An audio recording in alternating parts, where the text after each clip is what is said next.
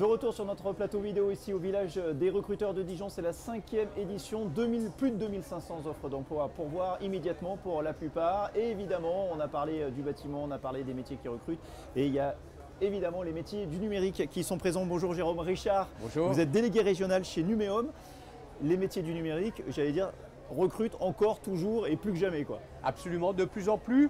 Annuellement, nous créons 180 000 emplois nets au niveau de la France. Donc considérons qu'ici on est à peu près à 5%.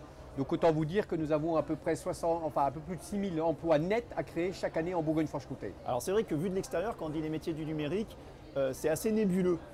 Qu'est-ce que ça recoupe comme métier? Malheureusement, parce que c'est très simple. En fait, il y a 3 métiers. 2 métiers techniques, métier des infrastructures, technicien réseau et système, ingénieur réseau système, donc ceux qui s'occupent du matériel.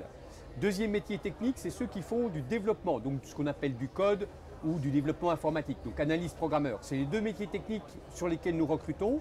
Et il y a un métier qui est plus un métier contact client, gestionnaire de projet, ingénieur commercial. C'est celui qui prend en compte le besoin du client pour arriver à bonne fin du projet. Est-ce que si on devait trouver un dénominateur commun pour le bon ou la bonne candidate de ces métiers, c'est finalement l'agilité? Parce que ce sont des métiers qui évoluent, qui se transforment sans cesse, qui disparaissent pour certains, qui arrivent pour d'autres. Absolument. Alors première qualité, l'agilité. La deuxième, l'écoute. Puisqu'il faut être à la fois à l'écoute du besoin client et l'écoute des technologies qui sont capables de répondre aux besoins clients. Est-ce qu'aujourd'hui on cherche des gens qui sont déjà formés, parce que des gens se forment par eux-mêmes, des autodidactes, on va dire une image un peu du geek, voilà, ou alors il y a une formation obligatoire pour façonner les esprits? Alors les deux, bien sûr. D'abord, les femmes et hommes qui se forment ou qui sont formés à l'informatique et aux techniques numériques, mais bien sûr toute la partie des personnes, femmes et hommes, qui travaillent dans d'autres métiers, mais qui vont être obligés de travailler dans le numérique. Vous parliez du bâtiment, vous parlez de la santé, quel que soit le métier aujourd'hui, il y a ce qu'on appelle la transformation numérique. C'est-à-dire que d'un métier traditionnel, avec des pelles, avec des pioches pour le bâtiment, maintenant le numérique prend une part de plus en plus importante. Donc que ce soit chez nous, dans notre fédération, dans nos entreprises du numérique ou chez nos clients, la compétence numérique va être exigée. Donc très bien de former beaucoup d'ingénieurs en informatique, mais malheureusement on en forme 10% de nos besoins. Donc il va falloir reconvertir d'abord par nécessité, puisque les gens aujourd'hui qui voient leur métier supprimé par le numérique, il va falloir qu'ils continuent à travailler pour autant. D'abord ne serait-ce que pour avoir du plaisir à vivre. Donc nous allons les former également en les reconvertissant de leur métier traditionnel au métier du numérique. D'où l'agilité dont vous parliez tout à l'heure. Comment on forme pour des métiers qui n'existent pas encore pour certains? Alors ça c'est à nouveau l'agilité, hein. Vous avez tout dit tout à l'heure dans ce terme-là. D'abord, même si les métiers n'existent pas, nous arrivons relativement bien à avoir la tendance à 5 ans. Ne me demandez pas au-delà de 5 ans, je ne saurais pas. Je donne un seul exemple.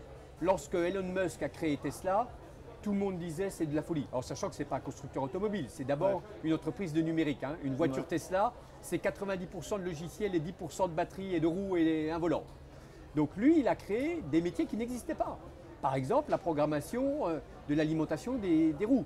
Donc aujourd'hui, nous savons les métiers dont nous avons besoin pour les 5 années à venir. Et c'est ceux que je vous ai cités tout à l'heure. Technicien réseau système, analyste programmeur et chef de projet. Ce sont des métiers encore très masculins, mais qui se féminisent. En tout cas, vous œuvrez pour féminiser ces métiers. Bien sûr, vous avez totalement raison. Aujourd'hui, dans les métiers techniques, les 2 métiers techniques dont je vous parlais, en Bourgogne-Franche-Comté, 92,7% de garçons. Au niveau national, 85% de garçons. Donc notre priorité absolue, c'est évidemment d'inciter, voire de séduire les femmes pour qu'elles viennent travailler dans les métiers du numérique. Et là-dessus, on a un programme qui s'appelle Femmes du numérique, qui forme dès le collège, ou qui informe dès le collège les jeunes filles, ensuite les jeunes femmes, ensuite les femmes, aux intérêts du numérique. Et cette démarche, elle est entamée depuis 4 ans. Donc nous avons les premiers retours. C'est un succès absolu, puisque nous bénéficions des qualités d'une femme dans nos métiers. Et ensuite, on s'aperçoit qu'elles ont une loyauté et une implication largement supérieures à leurs collègues masculins. Donc c'est vraiment pour nous une priorité vraiment absolue. Alors justement, en parlant de loyauté, et pour terminer, est-ce qu'aujourd'hui, se former à ces métiers, c'est une garantie d'emploi et puis finalement d'avoir le pouvoir de choisir son entreprise? Eh bien, vous avez tout dit. Un, c'est la garantie absolue d'avoir un travail au moins pour les 20 années qui viennent. Et 2, ce qui me semble le plus important, et je partage avec vous, c'est que chacun et chacune puisse choisir le métier dans lequel elles veulent ou il veut travailler. Ou l'entreprise. Le choix, absolu. Entreprise, collectivité publique, association, vous avez totalement raison. Et ça, aujourd'hui, c'est très important.